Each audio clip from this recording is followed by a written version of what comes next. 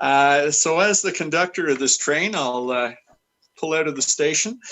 We are, I'll speak for myself. I'm absolutely thrilled about the speaker tonight. Adelle Blackett is a member of Canada's Royal Society, a distinguished law professor. She has her tentacles into the very organization she's going to be talking about tonight.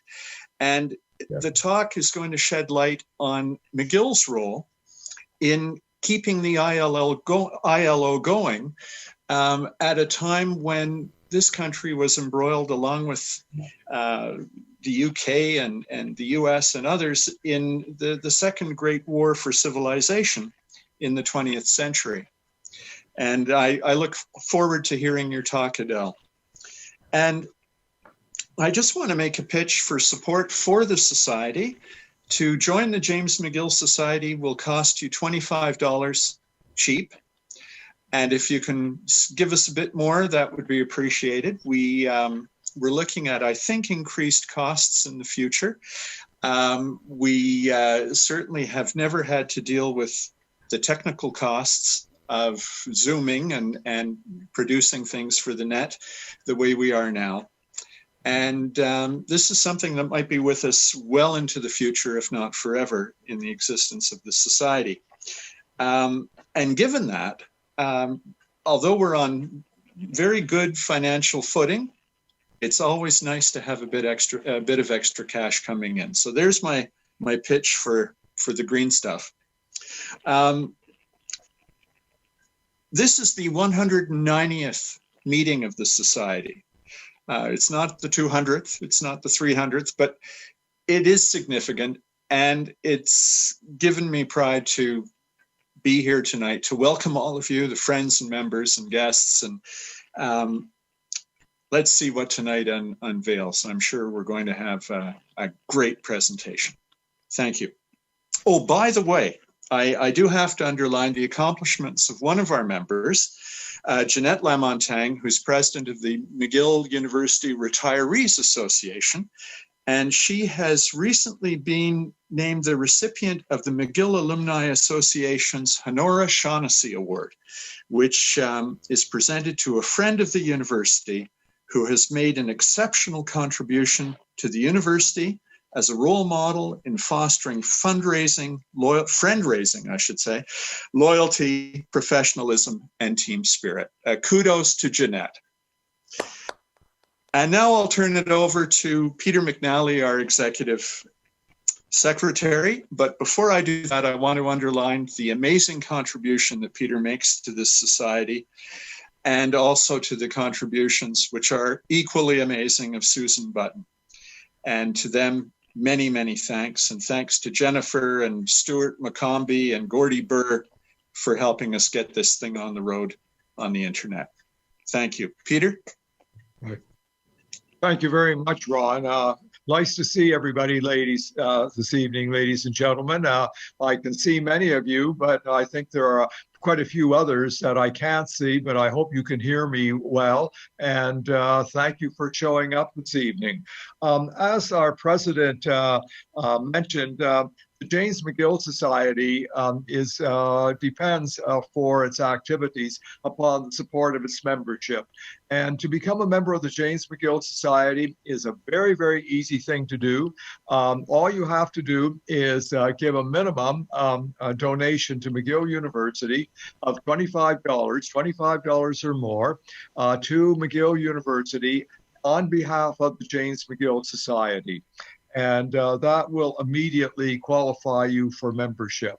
As Ron mentioned, our costs are going up significantly this year because of the technology, but fortunately to date we have had 37 people who have become members, and we very much appreciate their support. If anybody is interested in knowing how to give money to McGill University, and some of you may not yet have learned how to do this. I realize for some people this might seem like a complicated process to follow, but there's one person who will make it incredibly easy for you, and this is Susan Button. And Susan, as our membership chair, she just understands the intricacies of writing out those checks and addressing them to McGill. And she can be easily reached at susan.button@mcgill.ca. She has the McGill formula address, and she'll be more than happy to walk you through this process. And we deeply appreciate everything Susan does for us in this area. I don't really have anything more to say in the way of an executive secretary report at the moment, but before moving on, I would like to wish everybody a happy Hanukkah, a happy Christmas, and let us all very much hope for a wonderful 2021, a new year, and we hope to see the end of the health crisis at that time.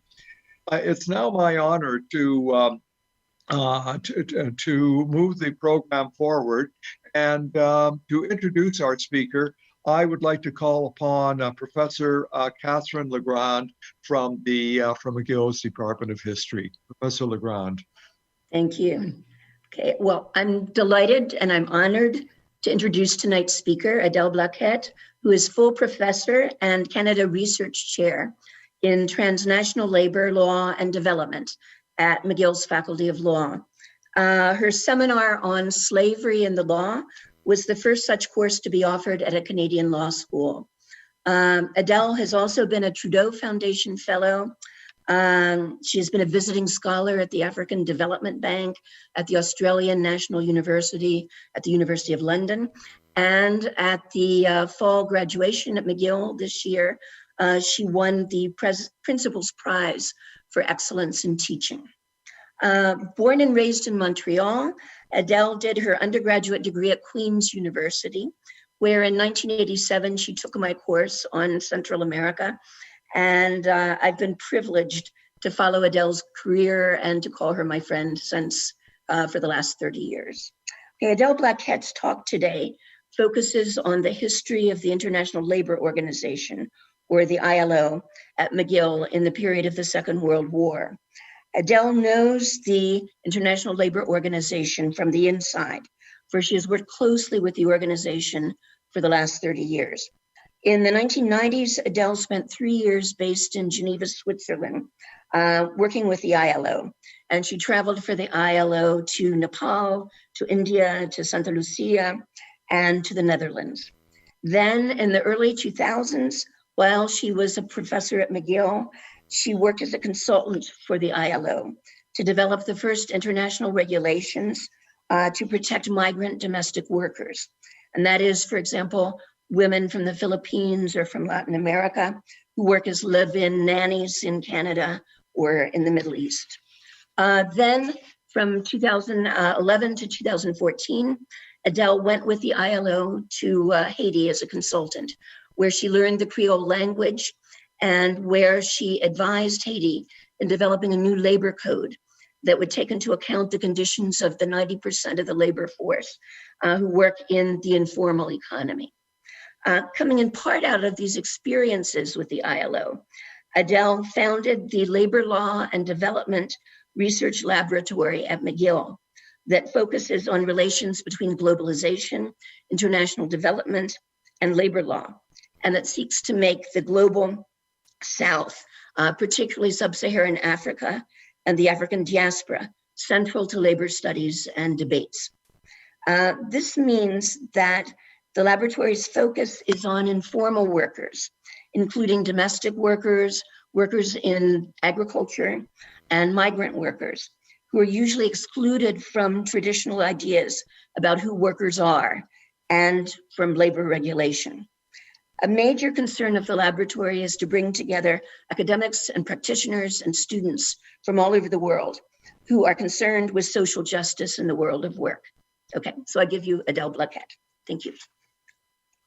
Thank you very much, Professor Legrand, for that really kind introduction. And thank you for your own example, scholarly and just your way of being in the world. It's meant a great deal to me. It's a real honor to be here at the James McGill Society.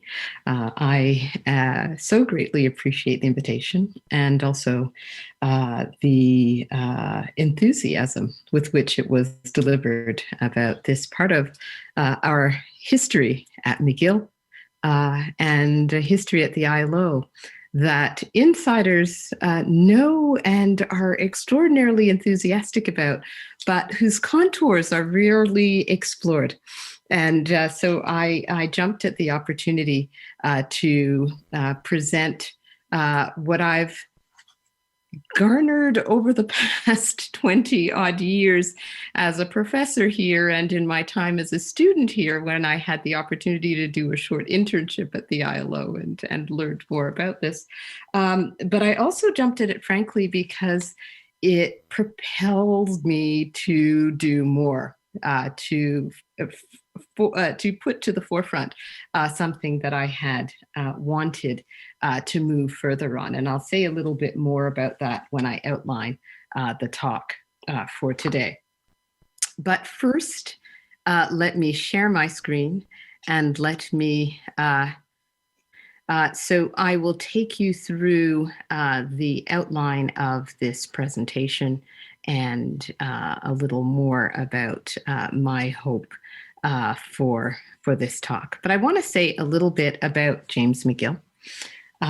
Because that was one of the first conversations I had when Peter McNally graciously communicated the invitation. And of course, it came early this term and after a summer of deep reckoning with our history at McGill and reckoning with this moment and what it calls on us as members of our various communities to think carefully about.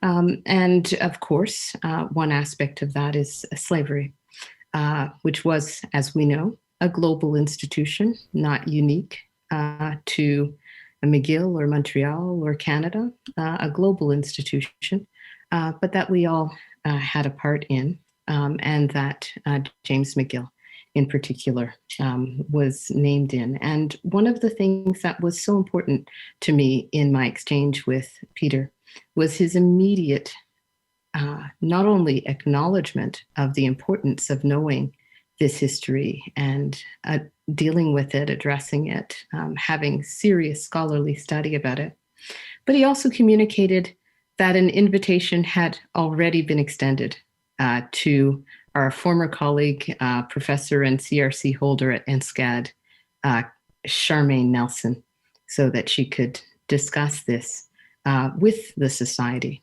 And so I immediately knew that this was a spirit that I wanted to be part of and to encourage.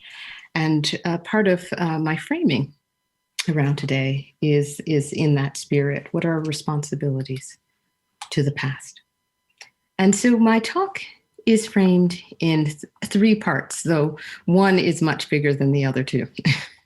So the first very short part is where I have been in this research, and that surrounded the course that Catherine mentioned around Canada and the ILO, and in particular international labor law. And the course was called The Transnational Futures of International Labor Law. And I'll share a little bit from that and a little bit about the ways in which Canada's commemoration as a founding member of the ILO is also an opportunity to remember our role in shaping international labor law. And the second, the bulk of my talk, is the ILO at McGill, because the ILO was here for 8 years, from 1940 to 1948. And this presentation is rendered more dynamic and interesting based on an exhibit that the ILO prepared in a time for our 90th commemoration of the ILO.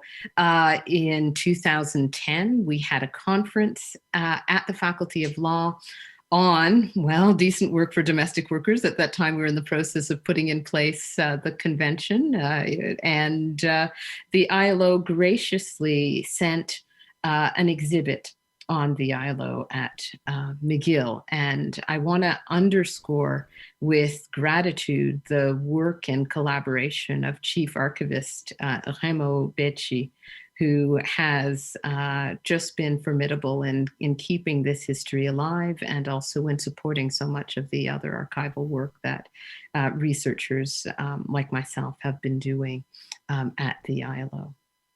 And the third part is, at this stage, still a research intuition. It's a focus on McGill's international lawyers who were in and around the campus when the ILO was here, and who had spent time at the ILO in some cases. And so I'm looking for more indicia of the kind of intellectual influence that the ILO's time at McGill had on scholars of international law at McGill, and the reverse. What influence scholars at McGill might have had on the development of international labor law. So I'll share some very preliminary intuitions there. So let me start with the course then. And that takes us to the opening and a very short video clip by the ILO's Director General, Guy Ryder, who introduced the course and set for us a framework around starting at McGill. Dear participants, it is with a real sense of pride and appreciation that, at the kind invitation of Dean Leckie, I address to you these few words of welcome to the course Transnational Futures of International Labour Law, un cours sur la justice sociale dans le monde du travail, conducted by Professor Adelle Blackett. McGill University is inseparably linked to the ILO, and Professor Blackett's course is testimony to this special relationship, firmly rooted in history, and that has enabled both our institutions, in their respective roles, to address the demands of the world today. Indeed, the ILO's gratitude to McGill University for its generous hospitality in the period from 1940 to 1948, when it transferred its wartime headquarters to the campus, is quite literally carved in stone in a commemorative plaque located at Sir William Dawson Hall of the university. And as the inscription on the plaque indicates, it was from the campus of your university that the ILO directed its work of furthering world peace through social justice. During the ceremony for the unveiling of that plaque, the then principal and vice-chancellor of McGill University aptly remarked that, and I quote him, "The lamps will indeed have gone out if international organizations like the ILO should cease to function because they have no friends." The unceasing perfecting of social justice, as one of the ILO's representatives at the time put it, is a challenging mission that the ILO has been relentlessly pursuing for 100 years. Les sujets couverts par le Code de la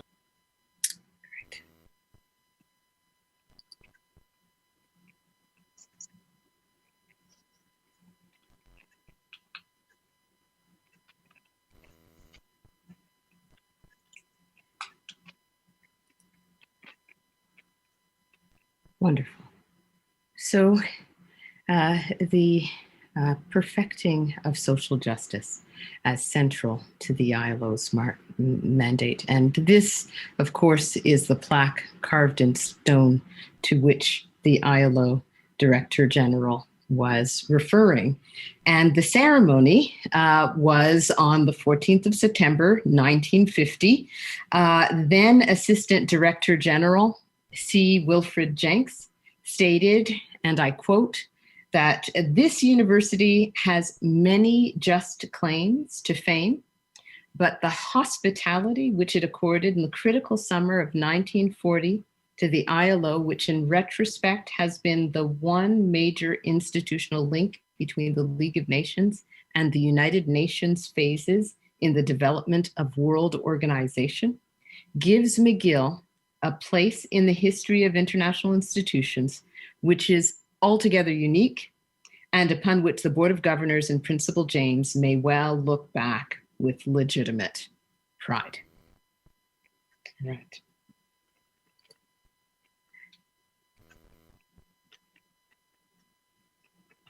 Wilfred Jenks, in that same moment, referred to McGill as hallowed ground, as part of the space where the ideal of social justice was kept alive. And this photo, which I was explaining in our breakout session before the talk, is one of the many photos that we took during the course of guest speakers here, Professor Joanna Langell of Western University and Professor Alvaro Santos of Georgetown University when they came in to visit, because everyone wanted to see this place and this moment in the history of McGill, the living history.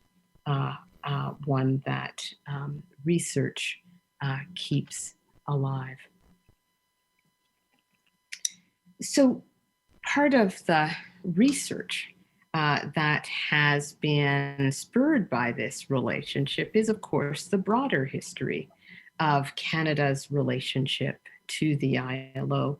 Canada, as I mentioned, was a founding member of the ILO, and although it did not participate in the small peace committee that drafted the initial terms of the Commission on International Labor legislation of the Peace Committee that drafted plans for the organization, it gained international recognition, including for, quote, Canada's national maturity when it was admitted to the League and the ILO as a founding member.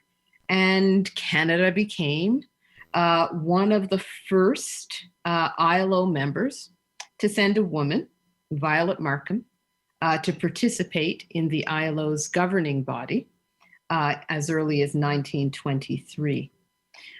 This paper and much of my own research has focused on what I would refer to as a deliberate exercise in remembering the hallowed ground in the history of the ILO, which is an ideal of international labor law in the founding narrative of the organization. The construction purposefully, deliberately, pragmatically of an architecture of social justice, the kind of thing that actually disappears from our knowledge or memory because it becomes so widely accepted as just part of what labor law should be about, just what states that take care of their citizens should do. And we certainly are turning much more attention to those principles that were at the center of the ILO in this current pandemic moment, right? So minimum working hours, health and safety protections in the workplace, protections for workers' ability to exercise voice in the workplace, to be consulted on matters that concern them, protections, of course, against child labor and night labor in some cases. So a range of standards that are just part of most labor codes in most parts of the world. And so this focus very much becomes part of the focus of international labor law. And although my research is focused there, the relationship between that research and this moment in time in the Ilo's history could hardly be more stark. So here we have just a wonderful image of the man who would be the ILO's Director General, acting director, for most of the time that the ILO was in Canada. And the US Secretary of Labor, Frances Perkins, the first woman to assume such a role in the U.S. history. And Perkins, and we'll hear more about Perkins. So, but here she is holding a plaque that was, or an image that was given to the ILO. And it's a little hard to see it, I'm sure, from this screen, but you've got, of course, the storm clouds of war at the bottom.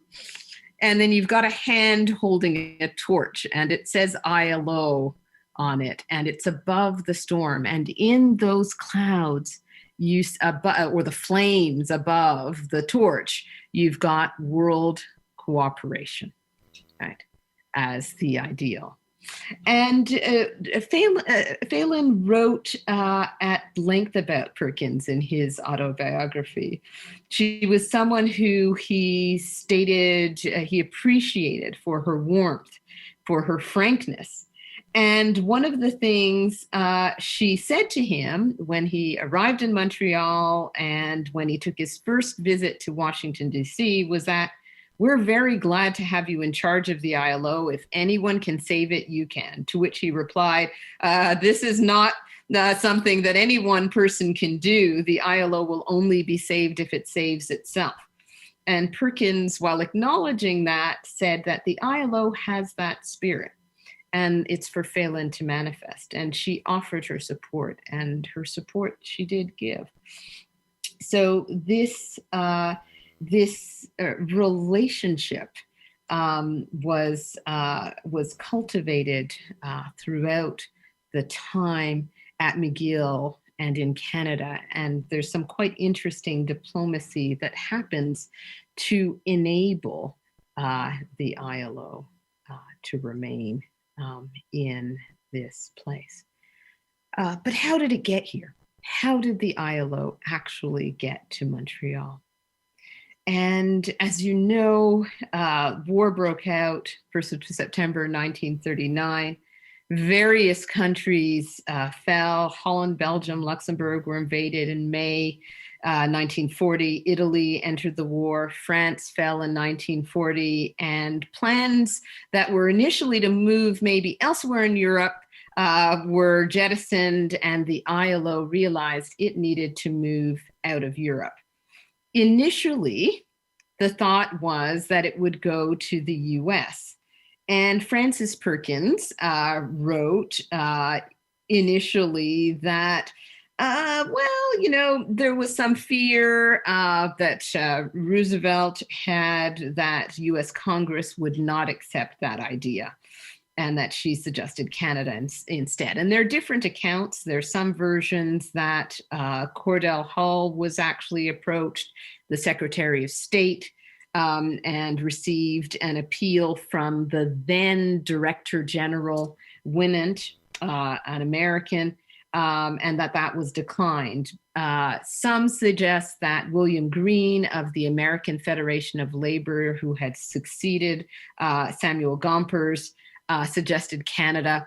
But basically, whichever route you take, they all pointed to Canada being asked to take on this role.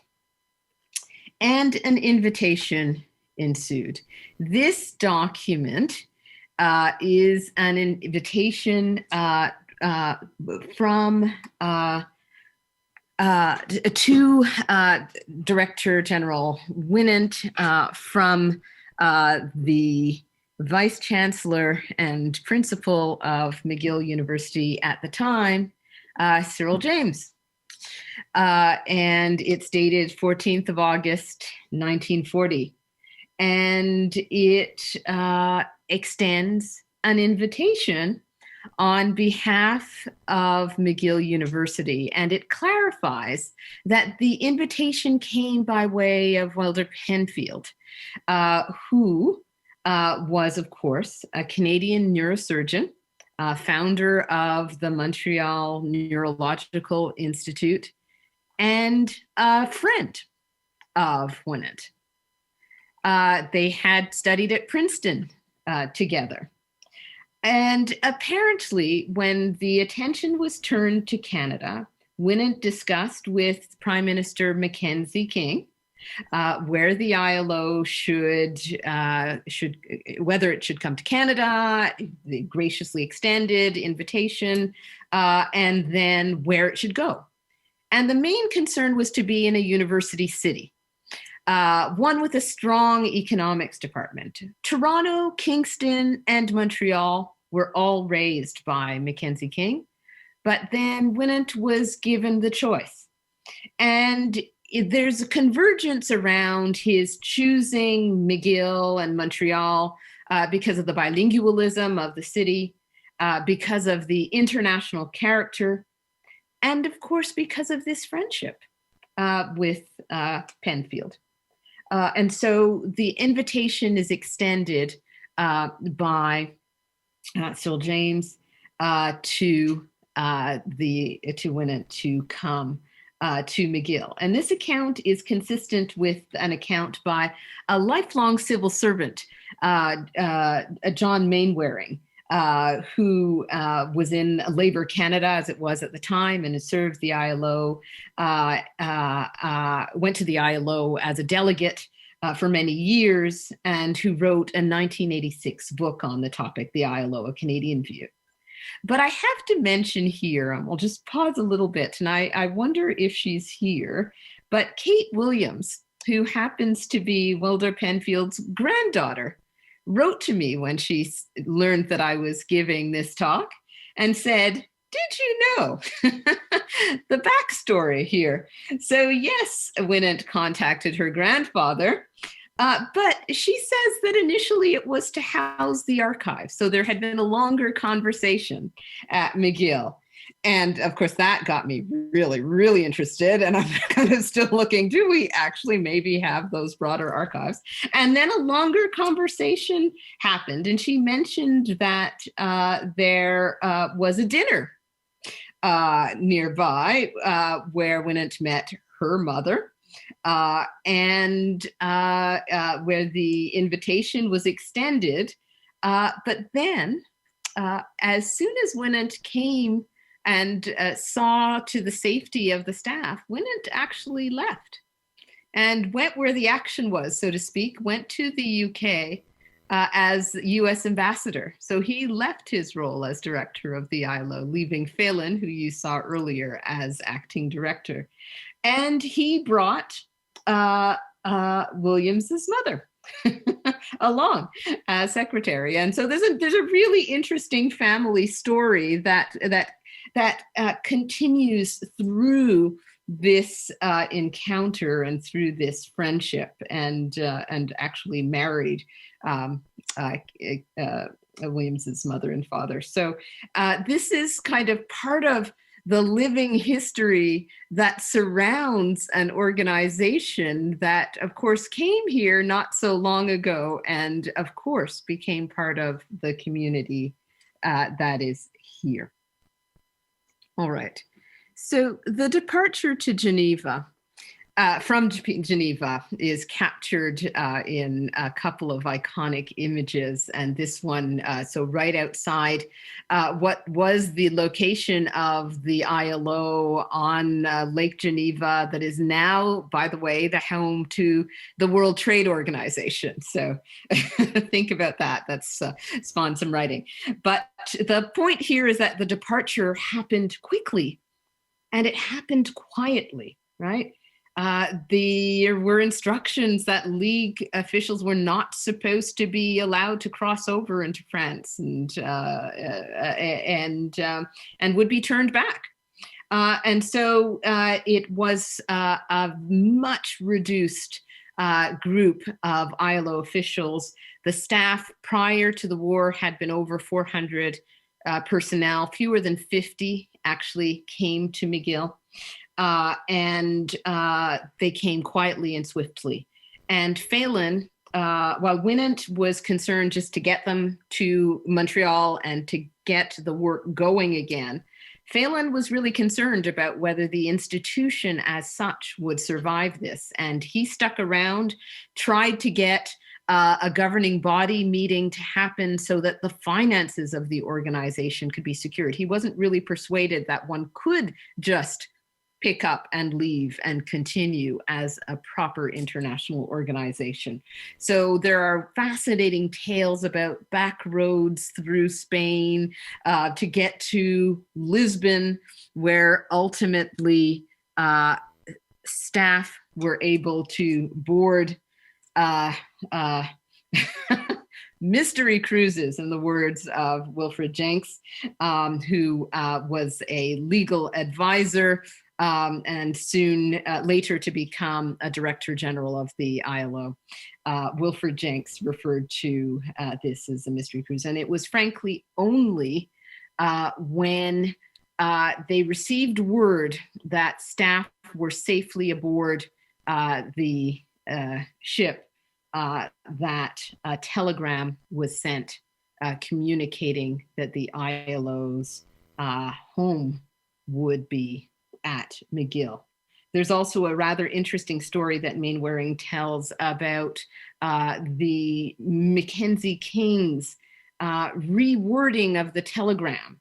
And he reworded it to take out the language of the Canadian government generously offered hospitality in favor of something a little more diplomatic. The Canadian government indicated their willingness that the ILO should be temporarily transferred to Canada. But the words generosity and hospitality have remained the words that are used to characterize this moment in McGill's history. So you've probably all seen this image. This is the iconic image of the ILO at McGill in Morris Hall. Here's what Edward Phelan, the Director General, wrote when he first entered these quarters. And he said that, "I found the staff occupying rows of plain wooden tables in a small hall, which, with its high windows and timbered roof, had a faintly ecclesiastical air. I learned later that it was, in fact, a disused chapel.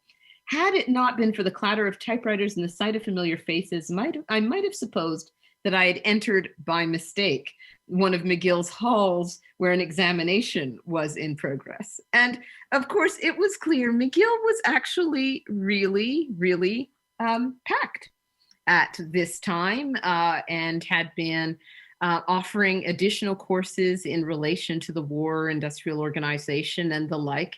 And space was at a premium. However, staff were reassured that they would not stay in that single room of Morris Hall for long. And they, in fact, stayed there for just a few months and then moved to the buildings below the second image at 3480, 3484 University Street. So closer to the current location of Presbyterian College, knowing that Morris Hall had been Presbyterian College. And so they stayed in the University Street buildings for most of their time at McGill. There's also a touching story because McGill undertook renovations to make those buildings available. And at the time, the ILO would not have been able to afford that. And Edward Phelan writes quite candidly about how grateful he was that Cyril James never asked. And as soon as McGill was the ILO was in a position to contribute, they had a chat. And there's quite a funny moment because it seems Cyril James was very relieved when the ILO offered $5,000 a year of support, which at the time was quite significant. And Cyril James mentions he thought that the ILO was going to offer something like a couple of $100s, and he said, "This is what my faculties would have done." They would have offered considerably less, and so the Board of Governors were pleased with this. Another piece of this that's rarely told is that the French officials weren't allowed to come to Canada. And so the few French officials who were still working for the ILO went to Washington, D.C., which at the time was not, or for the beginning anyhow, was not a belligerent country. And so the ILO, when it sent its exhibit, quoted a passage from Intermède Canadien in Union, which captured the words of a French member of staff. And he wrote, "We worked zealously, anxious to maintain the prestige of the French language, which some would have liked to see eliminated from ILO activities. For us, Montreal was the promised land where we hoped to go." So go figure. This very quickly is just a list of the officials who were in Montreal and where they lived. Okay. Yeah. So you might, there might be some familiar names there. Okay. So while the ILO was at McGill, it conducted several international labor conferences, which became one of the key elements of continuity, where broad policies of the ILO were set. And they're currently set on an annual basis, but there were 3 during the time of the ILO stay at McGill. So this first one, initially, Phelan asked Mackenzie King whether the conference could be held in Canada. And it was Mackenzie King who actually said that while Canada would be glad to host it, it would be more strategic to hold it in the US. And that would be an idea that would be encouraged by the US administration, including Roosevelt. And so the first conference was held at Columbia University. And the Carter Goodridge, who was an economics professor, opened the 10-day extraordinary session in October 1941 on the theme of the ILO and Reconstruction. So the optimism already is there, stating, "This is no routine meeting. The conference is an act of faith. It's called in the belief that there is a need for common counsel on the part of governments, employers, and workers of the free peoples of the world. It is called in the belief that social justice and social security and the basic elements of economic democracy are not luxuries to be thought of only when the stern business of fighting is settled, but that they are instead the essence of the conflict and the very stuff for which free men fight." Frances Perkins, so I mentioned we'd come back to her, so the Secretary of Labor, was elected to preside over the deliberations. And she was the one who gave a strong and early signal to the ILO that the ILO would continue through the war and would carry over into the peace in some form or other, and extended, as she hoped, in a more important form. And she gave a signal, as Edward Phelan wrote in his autobiography, that this would be maintained. She did something else as well, which the ILO had hoped would happen, but wasn't sure. And that was to ensure that Roosevelt himself would address the conference. And so the last sitting of the 10-day session took place at the White House. And Roosevelt gave a speech, quoted Abraham Lincoln, said the strongest bond in human sympathy outside of the family relationship should be uniting all working people of all nations and tongues and kindreds. And he gave the seal of approval that the ILO's claim to survive the League of Nations as an essential part in building a stable international system would be retained. And so Phelan writes in his autobiography that it was at that moment that they realized that the ILO had turned the page. The second International Labor Conference held during the ILO's time at McGill was in 1944, and this is the one that most people who follow the ILO remember. It was the International Labor Conference in Philadelphia, and it's the conference at which one of the key constitutional documents of the ILO was established. The Declaration, of course, of Philadelphia. And there she is again, Frances Perkins, alongside Phelan in the White House. Phelan is signing the Declaration of Philadelphia. Roosevelt is smiling and looking on. You've also got Secretary of State Cordell Hull, New Zealand government delegate Walter Nash, and Secretary of Labor Perkins, along with ILO Assistant Director Lindsay Rogers. And so this declaration sets the post-war path for this institution, literally secures its mandate, but shifts its focus and expresses the tremendous ambition that is embedded in the ILO as an exercise in framing social justice as essential to world peace, language that we find in the 1919 Constitution, but that's repeated and reaffirmed in this declaration coming out of the Second Great War. This declaration also affirms that labor is not a commodity, that freedom of expression and the association are essential to sustained progress, that poverty anywhere constitutes a danger to prosperity everywhere, and that all human beings, irrespective of race, creed, or sex, have the right to pursue both their material well-being and their spiritual development in conditions of freedom and dignity, of economic security and equal opportunity. And I'm underscoring this because this is 1944. The war's not over. It comes before the United Nations is put in place. It comes at the eve of building the post-war architecture, the Bretton Woods institutions, the what would have been the International Trade Organization. And this affirmation of the centrality of the ILO, which comes through the Declaration of Philadelphia, and that seeks to capture a broader vision, is part and parcel of claiming an important role in the way that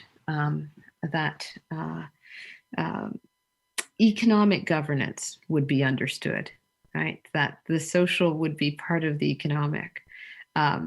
Owning that early framing of the ILO is somehow misnamed as the International Labor Organization, whereas really one should be thinking about it as the International Economic Organization, right? That its policies were central to economic policy. So this declaration was written by Phelan and Jenks, so much so that they both argued that one could barely discern who contributed what. Jenks wrote in his own memoirs that he contributed youthful enthusiasm, Phelan wisdom and maturity, but both had a vision of the post-war world. And if you look at the very bottom, you see Montreal and McGill, that this is where this emerged, right? That this happened here. So the humble, understated influence of the presence. The third and last International Labor Conference happened in Montreal. It didn't happen at McGill, however. And here is where you see the broad collaboration continuing. It happened at Université de Montréal. And Phelan writes about the hospitality of Monseigneur Moreau, who was the rector magnificus of Université de Montréal, and who put significant space that McGill did not have at the disposal of the ILO to receive the representatives of governments, of workers and employers who came to this conference. And at this conference, one of the items on the agenda was ILO cooperation with the emerging United Nations system, and in particular with the Economic and Social Council of the United Nations. And it's in this moment and moments subsequent to this one that much of the hope that Phelan and Jenks had about the ILO's role in economic policy actually got snatched away, because it went to ECOSOC in large measure as the coordinating body that exercised much of this role. Okay, so the time at McGill, the time in Montreal, the time in Canada could hardly have been more influential in the framing of the ILO as an institution, as the only institution that would survive the League of Nations and then become the first United Nations specialized agency, and that would enable it to sustain and deepen and broaden its mandate into a period of decolonization, of expansion of human rights and understandings of human rights and of international economic law. The ILO remained here. It remained at McGill until 1948. The Universal Declaration of Human Rights was published in 1948. And as we know, McGill's own John Humphreys played a critical role in drafting that declaration. We have several accounts, and I've referred to many of them, of the larger history of the ILO at McGill, right? The grand narrative, what happened here, what they did, the generosity of McGill, the space, the buildings. What we have less of is the kind of relationships that were formed between key international actors, including international public international law scholars who were in the same circle, in the same small space for a concentrated period of time. I've already alluded to the legal advisor, Wilfred Jenks. He was one of the leading international law scholars of his time, right? And his work, The Common Laws of Mankind, was read in relation to how to understand international community and ultimately transnational law. And he spent 8 pivotal years here at McGill.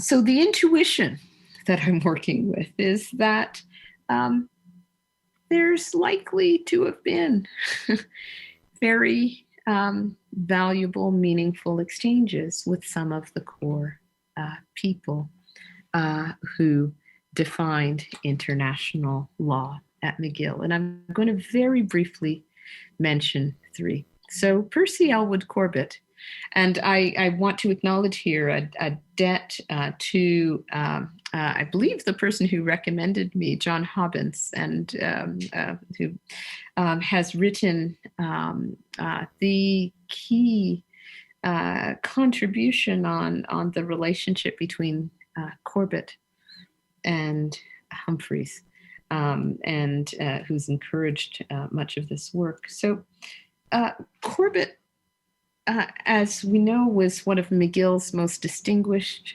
international law scholars. He, according to Professor Ian Pilarczyk of Boston University, he spent 4 years at the ILO in the 1920s, from 1920 to 1924, before coming to McGill to teach, where he also served as dean from 1928 to 1936. And some of his work, including his draft biography, chronicles his time at the ILO. But as John Hobbins notes, he took leaves of absence in the US during the early part of World War II. He became a professor at Yale, of course, where he taught until 1951, then worked at Princeton. And he received an honorary doctorate at McGill in 1961. But it's not clear how present he actually was during the time that the ILO was here. And so part of the work I'm engaged in is working through some of the correspondence. And where the influence is likely a little more direct is through two of his students. And so Maxwell Cohen, who's shown here in the 1966 picture when Cohen was dean, and when he received ILO officials on the 8th Conference of American Member States of the ILO, which was held in Montreal. And here you have Jenks again, and the then Minister of Labor, John Robert Nicholson, in this image. So Cohen, of course, was then one of his students, joined the faculty in 1946, so was here for part of the period that the ILO was here, if the later period, and of course was himself very involved in UN delegations. And the third person who, of course, I mentioned first, because this is potentially the most promising, is John Humphrey. Professor Humphrey was one of Corbett's students.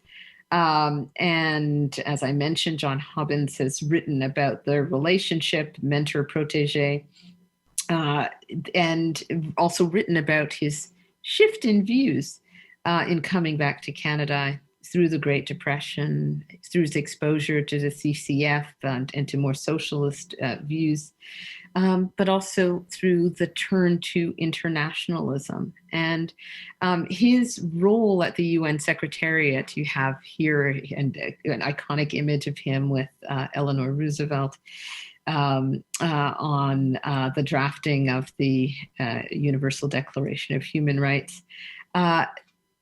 You have, through the correspondence available in the McGill archives, interesting hints, and I'll at the stage of just being able to call them hints, of the kinds of influences that flowed through the understanding of public international law. Humphreys mentions Jenks, mentions the ILO, questions how responsibility is apportioned and the like. And it's also hard to read about his approach to property rights, frankly, in the Universal Declaration of Human Rights, without thinking about some of the relationship to more of the social justice-inspired notions of the relationship between the social and the economic that flowed through some of the work of Jenks and some of the work of others working around the ILO. And I acknowledge a valuable exchange following newly minted doctoral student Laura de Hybe's thesis on property law that influenced that. And so I'm going to acknowledge also the tremendous support of archivists at McGill's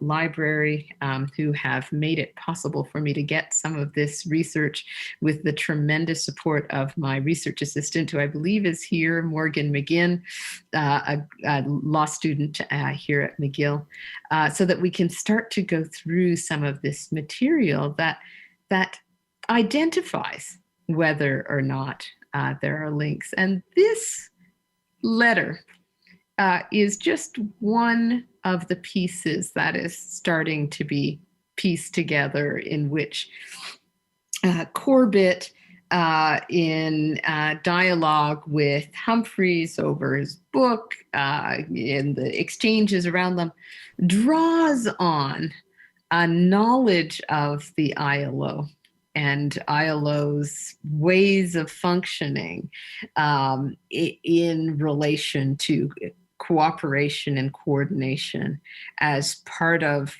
how one might assess, whether one should be enthusiastic or not in assessing the nature of the general labor standards and declared human rights. And I've bolded the part that says, this is a long story and you could not be expected to know the details. And of course, one says, going through the archives, please tell me the details. So we're still looking for the details. And this is where I am going to stop, because although I end my presentation here, I end it by saying that this is an ongoing project. So I'm not really concluding. I'm just inviting you into where I hope to go during the sabbatical that starts on January 1st.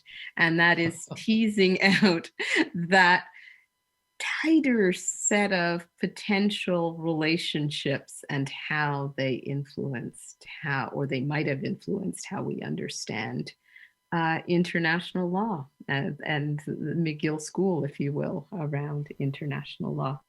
So thank you again for this invitation. I hope this has been interesting. I look forward to learning from you, from your comments, from your insights, your knowledge, frankly, of people who surrounded this community in the interwar period at McGill. Thanks. Adele, thank you very much. Bravo. This was an absolute treat. Thank you again. We'll open it up to discussion and questions.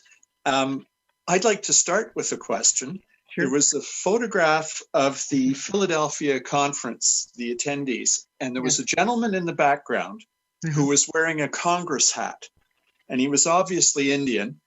Who sent him there?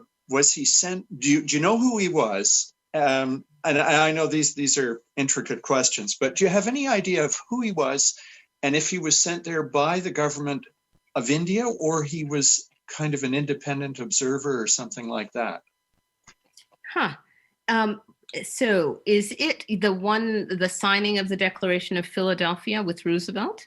No, I think it was the outside one. It was the outside one. Okay. I do not know. Yes. I see what you mean. Are you able to see my screen, or am I the only one seeing it? I can't see your screen. Okay. I can share it again. I do not know. And unfortunately, that was not captioned, but it would not at all be surprising.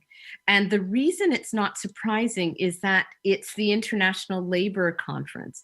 And so there are delegates from governments, workers' organizations, and employers' organizations of any member country that's able to attend, right? And so we can check who was there through the list of attendees. And so that one was in Philadelphia. So it can be pieced together, and maybe we'll guess which one it was. But yes, there's such, of course, an interesting story about the states that sent representatives to international organizations, whether or not they themselves were fully politically independent, right? And India was one, in the League of Nations, it's quite interesting. I've been looking at archival material from the foundation into the earlier period and work on slavery and forced labor. And, you've got Union of South Africa, really quite actively involved, of course, 1910. So that's, slightly different, but you've got a range of actors playing a very different very distinct role and asserting that role, right, as part of their maturity, as Canada was referred to in its own role internationally. And so, for the conference, it would not be surprising to have those kinds of delegations. Thank you. Thank you. Yeah. Yeah, Adele, I've been meaning to ask you this question for the past 10 years since we've had this ongoing conversation, but you reawoke dormant memories during your talk. Margaret Macmillan notes in her crucial book, Paris 1919, that, as you said, Sir Robert Borden was not involved in the initial committee that set up the ILO, but she writes that he immediately, right off the bat at Versailles, he tried to influence the ILO's bylaws one way or the other, but she doesn't quite say what Borden was trying to do. And the reference is somewhat obscure. I was wondering if you could shed some light on what Canada did right off the bat there at Versailles in 1919. Thanks for that. I don't know. I don't know what Canada did right off the bat there, other than be a member and be very involved in shaping the direction of the organization in its focus. So there was the small committee, the Peace Committee, that was responsible for international labor legislation, and they went off and drafted the terms that became basically the essence of the ILO Constitution, and that framed the relationship.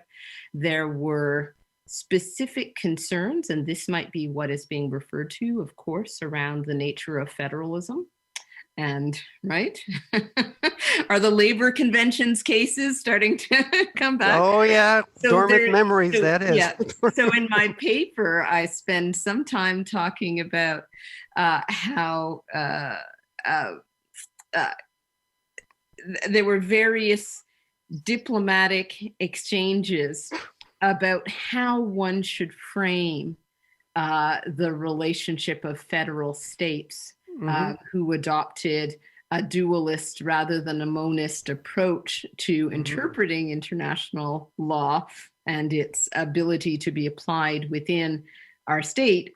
And those discussions from the Canadian side were actually not taken with great concern. Contrary to the US, which seemed more concerned. And of course, we know now that that was deeply ironic, because we wound up with the labor conventions cases that deeply restricted the ability to apply the international labor conventions that Canada wanted to adopt directly, whereas the US approach became more permissive. So that is quite possibly what's being referenced, but I confess that I haven't looked at that in a long time. But it's a great question, and that was the area of controversy, and there was quite a back and forth around that. And of course, very interesting contemporary developments around what it means to interpret international law. In conformity, right? To interpret our own approach to international law as wanting our domestic law to be in conformity with ratified conventions as a way to address the dualism monism question. So it's a great question. Danielle Boyer and I have been having long conversations about the ILO for some time, including the many people who you seem to have known through family relationships and stories who were in and around the Montreal scene at the time that the ILO was here. So yeah. Well, thank you, Adele. Thank you. Peter? If no one else has a question, Adele, you raised the whole issue about the funding of the ILO, and but then you sort of skirted around it. How did they manage during the war years? How was their funding handled? Yes, great question. So one, McGill paid for renovations. I think it was about $25,000 at the time, which is quite significant.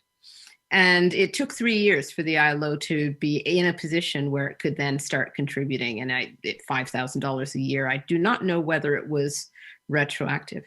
But one of the things that Phelan did, and the reason why he was kind of the last one to catch the boat, was that he convened a governing body meeting in Lisbon before leaving.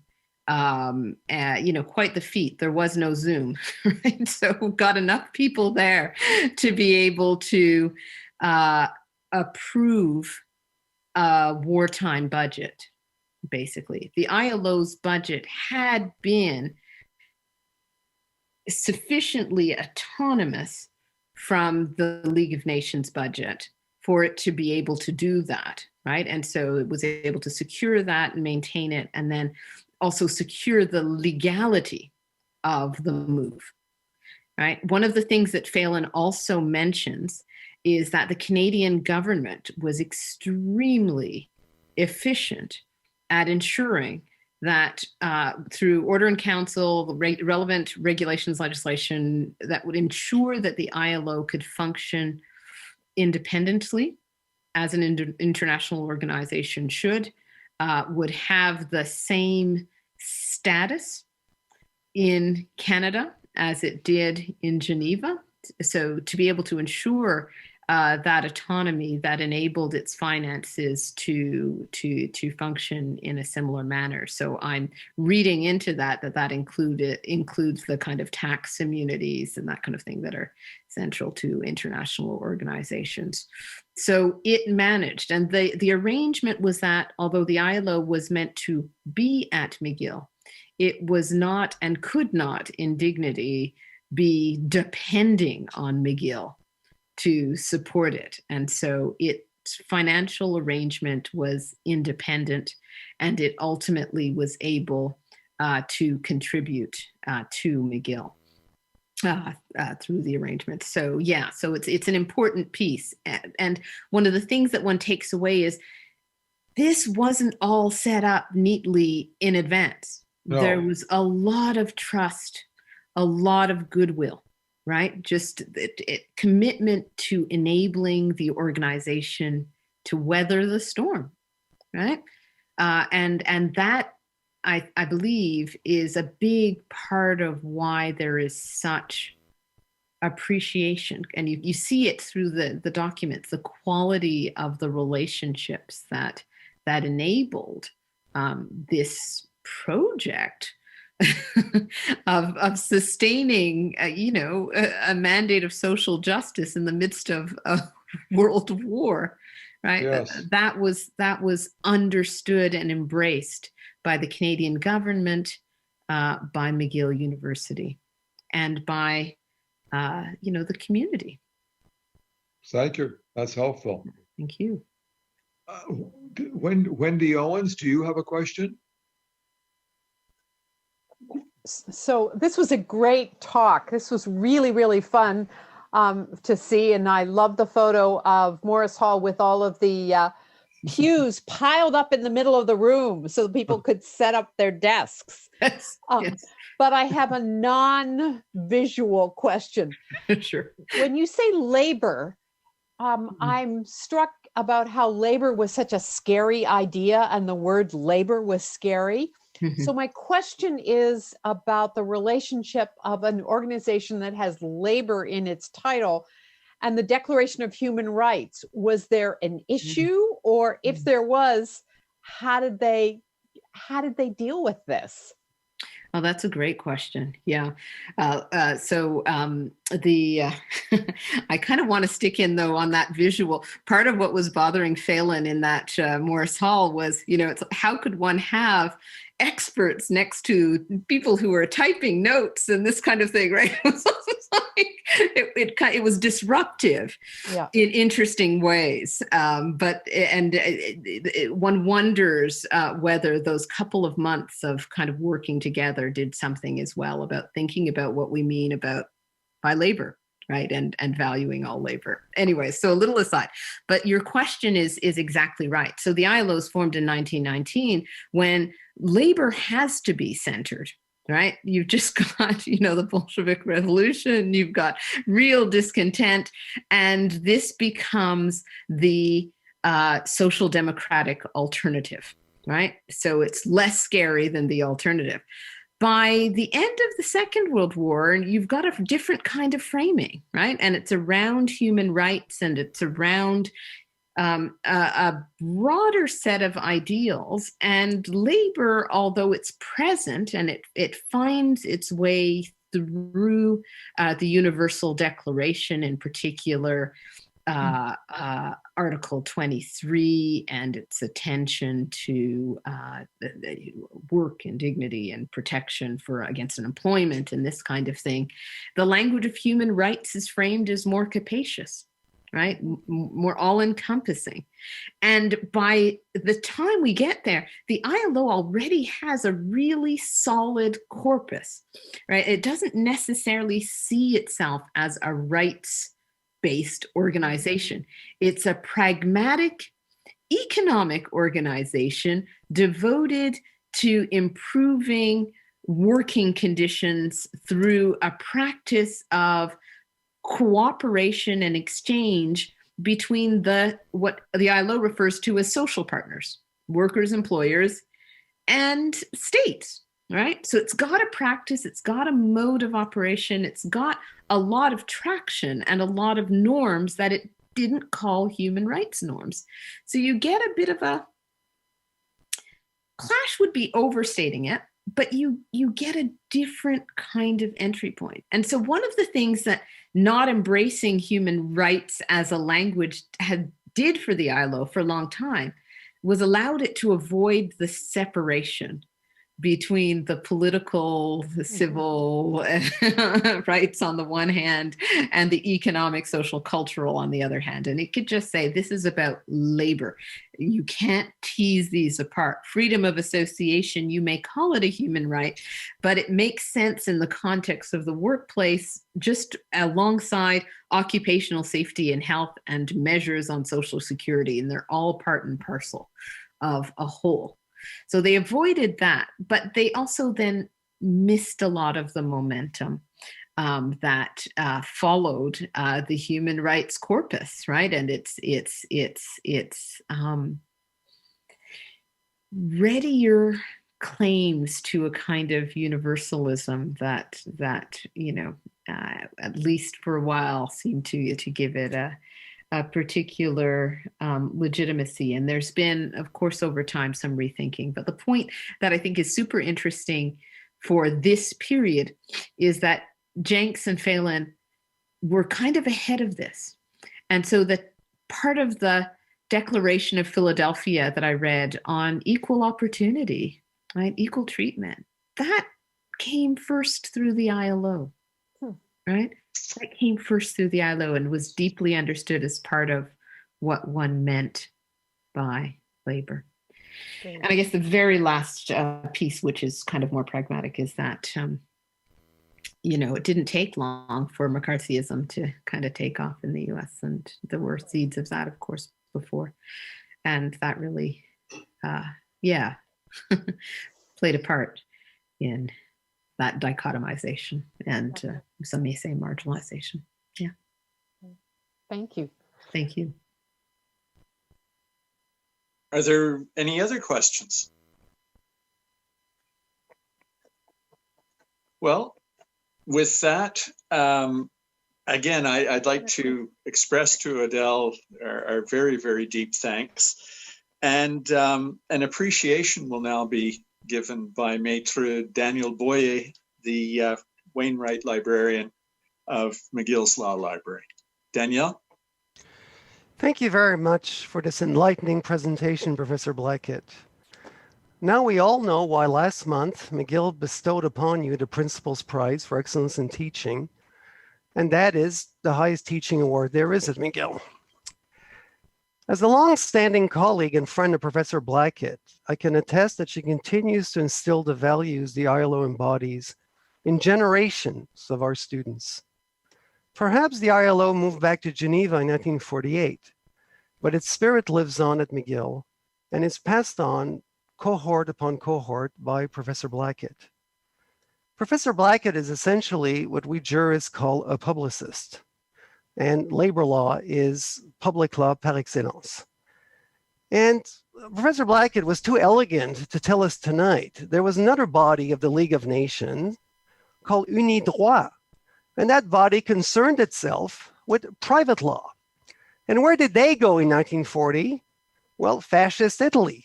And I do believe there's an overarching lesson in there for us, but that might require another James McGill Society talk.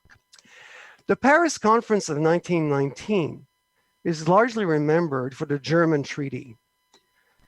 But we were reminded tonight extremely eloquently of the idealistic spirit, which at the end of the war to end all wars begot new, hitherto unheard of international bodies, such as the ILO, which, unlike its sister institution, the League of Nations, included a German participation from its outset.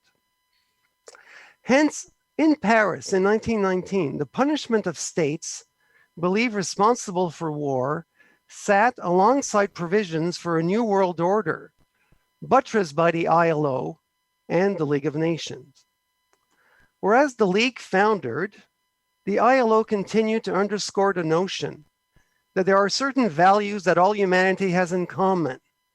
And as Professor Blackett showed, those international standards trump those of mere parochial national interests.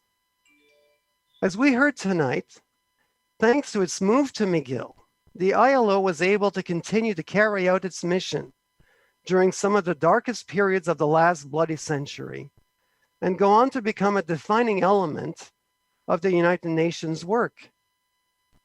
And its resonance at McGill lasts to this day. Adele, on behalf of all present tonight, thank you for illuminating this aspect of McGill history, of which we all are extremely proud. Thank you, Danielle.